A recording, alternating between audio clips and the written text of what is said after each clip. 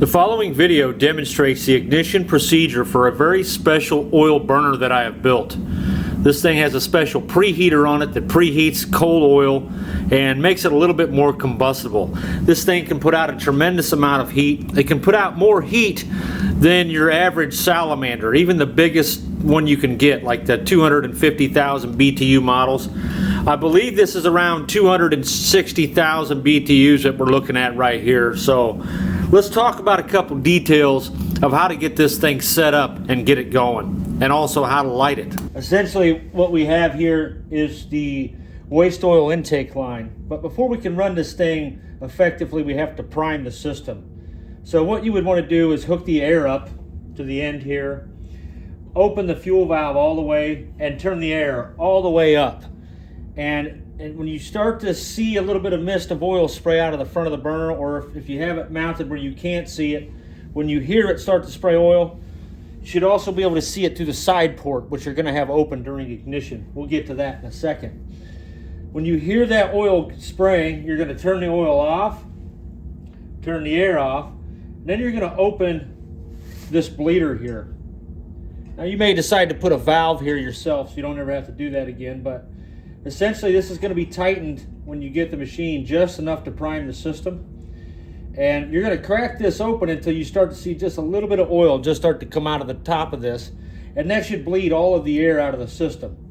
You may need to do that on occasion if you've got a pretty warm shop and you build up some gas inside of this preheater, but for the most part you'll only have to do that every once in a while. Now as far as lighting this thing, you're going to want this fan vent to be closed when you're lighting it. You're going to start off with full fuel and about half air, and you're going to ignite it by a propane torch in the side of this.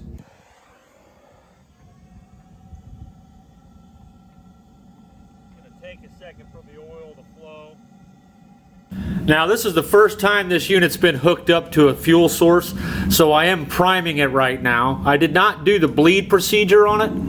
I had to turn the air up to full power to get it to light right there, because it's not been lit yet. But after you've had it running before and everything's primed, it will light a lot easier.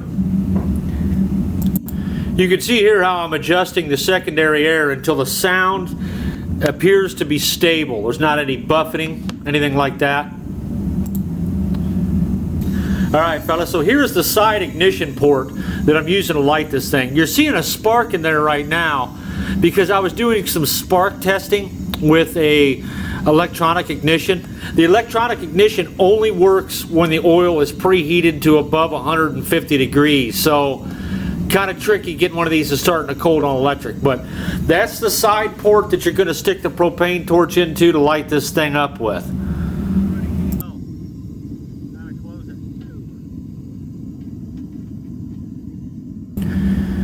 Here's a quick shot of the night view of this thing running so you can see how much IR infrared heat this thing actually kicks off. I guess the main thing that you need to worry about is getting that bleeder valve on the top tightened up good. It comes just loose enough to where we don't ruin the thread tape, but it'll still prime. Okay, so this is on high.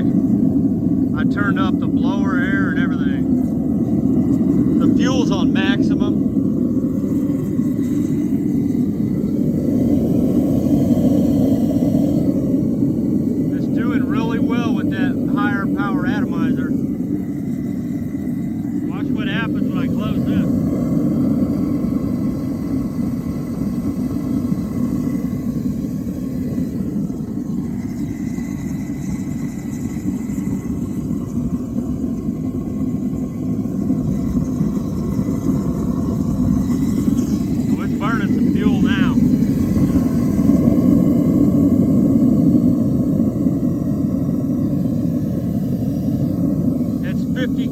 Per minute of air.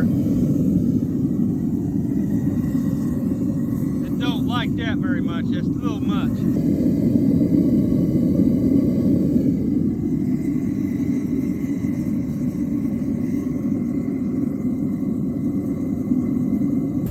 Alright, so this is what it's like lighting it up in very cold weather. It's not super cold out.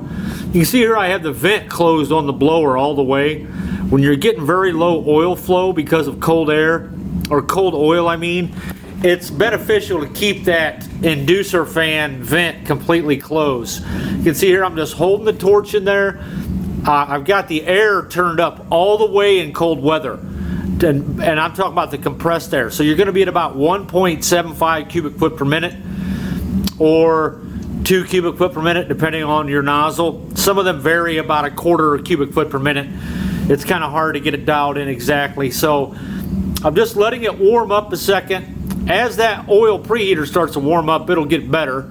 You can see there, opening that inducer fan too soon can be detrimental. So until the oil preheater gets warmed up, you can see it's already starting. We're already starting to get a little bit bigger of a flame there. The oil's flowing a little better. Now we got a pretty big flame there. I've closed the ignition port, and I'm now going to open the inducer fan just a little bit. You can see I'm only doing about a 1/4 inch, and that seems to work pretty well when the machine is really cold. So just keep that in mind. The ignition characteristics in freezing cold are a little bit different than when it's not that cold. We have an ignition port here. This will allow you to see whether or not the oil is spraying, and this is also where you will insert a propane torch to ignite the oil. Sometimes you need a pretty good sized propane flame. This one seems to work pretty well. And you would just hold it inside of there, aim it right at the oil jet, and pull the trigger. Now, once you've got a flame going, you're going to draw back on the oil a little bit and turn the air up to where you get a nice, good, stable burn. You may need to practice with this thing with the flame just shooting out in the air and figure out what your oil system's doing, because depending on the length of hose and all that different stuff that you have on your oil tank, the settings that I show you may differ from what you have in practice. So you'll just need to practice lighting the burner a couple times. You're going to want the flame to shoot about 9 inches out the front of this thing for the most effective operating mode, or that's optimal settings anyway. On occasion, I'll have a customer struggling with fuel delivery issues because they'll try and use a fuel tank something like this. This is not ideal, but it can be done. A bottom spout setup is going to be far better. Maybe something that sticks out from, about 2 inches up from the bottom, so all the sludge stays down at the bottom. I've got one with a spout sticking up in the middle there. But anyway, what'll happen is you need to use a clear hose when you do this for the fuel delivery, because if you get an air bubble trapped like this in the top of the line because you didn't fully prime it on the way, this air bubble will restrict the amount of oil that can flow from the natural siphon induced by the geometry of this setup. So you'll want to make sure you get that air bubble completely out of your line. If you have to turn the air pressure all the way up for a minute to get that oil to come up through the spout, go all the way down and all the way into the system and let it run for a second. If you let it come all the way down to the system and then you stop and turn the air off, an air bubble will creep back up, occupy this void, and your oil flow will consist of this thin band right here rather than a full connection of oil, and it will restrict flow. Also, with waste oil, you're not going to want to use an oil filter. You're going to have to just use a sediment tank. You can use a 100 mesh oil filter, but if you do that, I recommend you use the booster pump, because waste oil is very tricky to filter. If you've ever filtered it before, you know exactly what I'm talking about.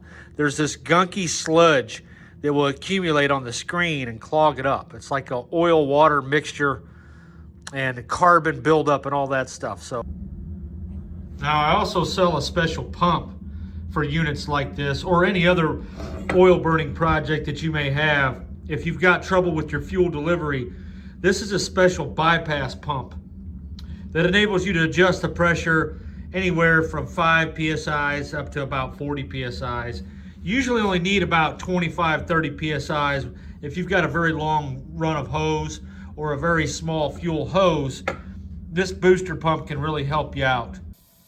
All right, so let's see that one more time. In this particular clip, I have the inducer fan opened about a 1/4 inch. The oil's flowing already, everything's primed up.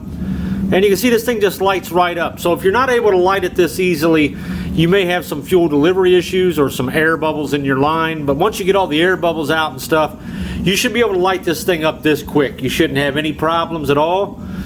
It should just fire right up, and as that oil preheater tank on the top gets warmer, it's going to run a lot more stable. I believe we're at about 1 cubic foot per minute on the air on this particular ignition test. So hope this helps you guys out. Appreciate the business.